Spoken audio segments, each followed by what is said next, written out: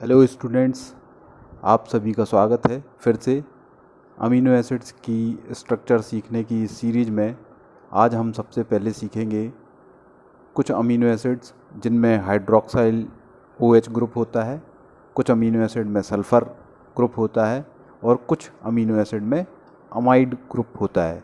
तो आइए amino acid की जनरलाइज स्ट्रक्चर जो आपको बोर्ड पर दिख रही है, COOH, लेफ़्ट में NH2, राइट में H और डाउन में R ग्रुप है जो एल्किल या एरिल हो सकता है। ये एक अमीनो एसिड की जनरलाइज स्ट्रक्चर है। अब सबसे पहले हाइड्रोक्साइल या OH group containing amino acid के एग्जाम्पल और उनकी स्ट्रक्चर सीखते हैं। जैसा कि आपको बोर्ड पर दिख रहा है, हाइड्रोक्साइल कंटेनिंग अमीनो एसिड का पहला एग्जाम्पल सीरीन है जो लेफ़्ट हैंड पर लिखा बना हुआ है। COOH NH2H CH2OH। यदि R जो है CH2OH है तो वो सेरीन है।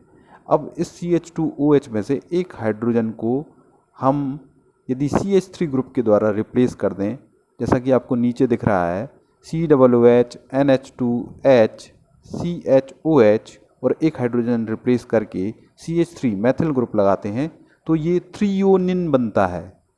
ठीक है, इसका नाम है थ्रियोनिन। अगले स्ट्रक्चर की तरफ बढ़ते हैं।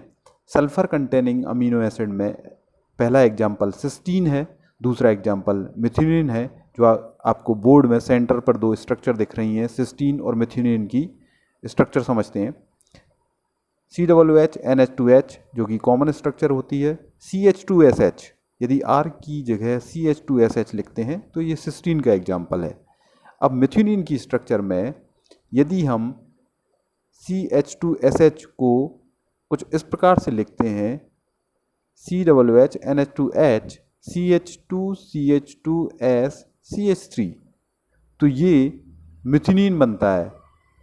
आखिर में amide group containing amino acid के एग्जाम्पल हैं एस्पार्जीन और ग्लूटामाइन।